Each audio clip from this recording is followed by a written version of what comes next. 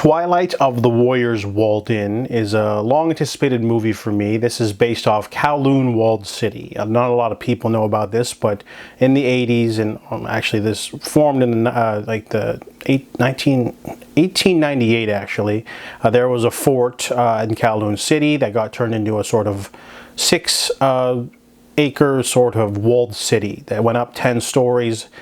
People were living in really grimy, cramped conditions, sort of microcosm built in this small sort of mini city where there was no state lines, there was no police sort of stuff. It was basically a battleground for triads, prostitution, dog meat, drugs, and all those sorts of lawlessness. It was essentially Escape from New York, but real and happening in the, developing in the 50s. So this movie takes place in the 80s, and we're following the aftermath of a gang war.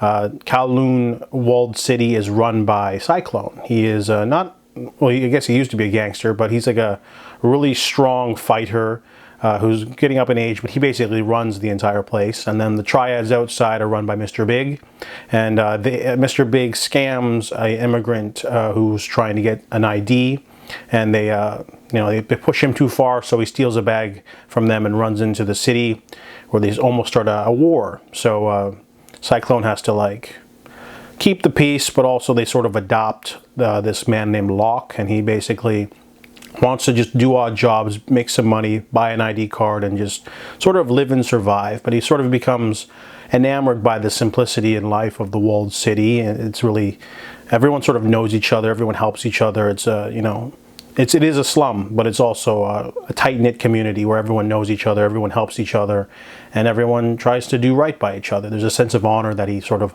likes.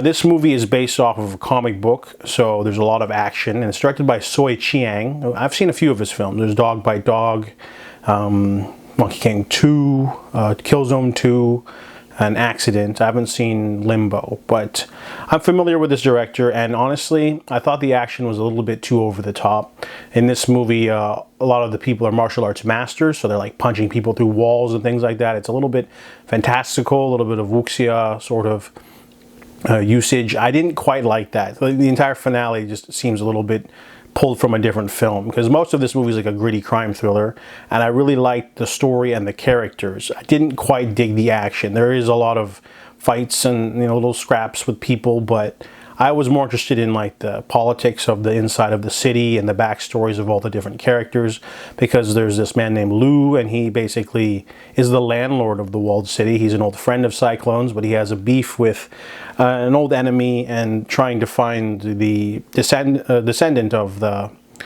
this enemy, and ends up being someone close to Cyclone, and it sort of sets off an old grudge. And there's a lot of different factors and factions like fighting over each other, and different people trying to backstab each other. I liked all that stuff more than the actual action, and there is a lot of huge blistering action sequences and chases.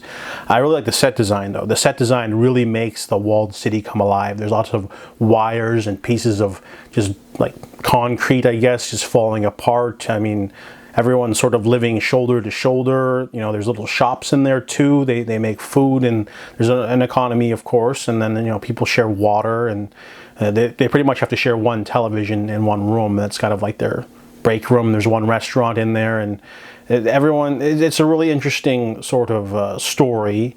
But the movie itself is I don't know. It's based off of a comic, so it has to be like this action-packed super thing. But I didn't dig the martial arts elements as much as the story itself, which is weird because I'm usually a martial arts guy, but I like the characters more so than the action, and there's a lot of it. And there is a great standout, one of the villains. He's like a henchman named King who has armor pugilism, so he's basically untouchable.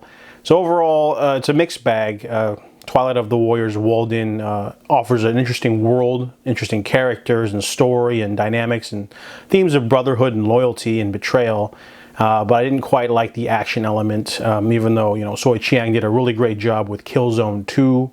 I felt like the action was a little bit uneven for this film, so I give Twilight of the Warriors Walled In a 6.5 out of 10.